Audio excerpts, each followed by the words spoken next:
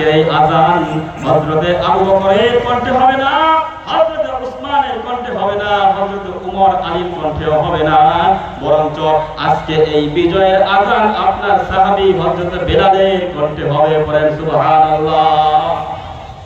আল্লাহ পয়গম্বর ডাকতে বলে, বেলাল কোথায় আছো বেলাল? আয় রে বেলাল, বিজয়ের আযান দিয়ে দাও।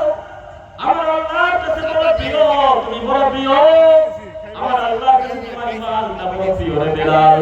আজকে বিজয়ের আযানটা তোমার কণ্ঠে হবে রে বেলাল। বেলাল রাদিয়াল্লাহু আনহু ঈমানের কারণে আমার আল্লাহর কাছে কত দামি হয়ে গেছে।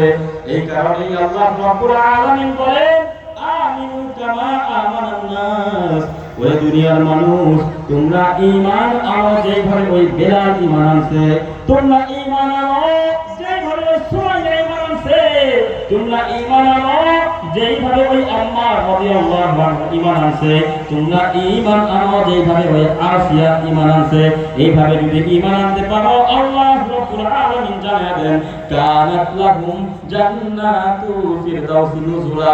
আমি আল্লাহ রাব্বুল আলামিন তাদের জন্য জান্নাতুল ফিরদাউসটা রেডি করে রাখছি। পড়েন সুবহানাল্লাহ। আলোচনাকে সামনে আরেকটু করব, আর 10 মিনিট সময় দেওয়া হয়েছে, আপনাদের ধৈর্য আছে নাকি? শুনবেন না একটু? তাহলে ঈমানটা কেমন আনতে হবে? ওই যে হযরত বেলাল রাদিয়াল্লাহু আনহু যেমন ঈমান এনেছে, সামনে মৃত্যু, অনেক দিকে ঈমান।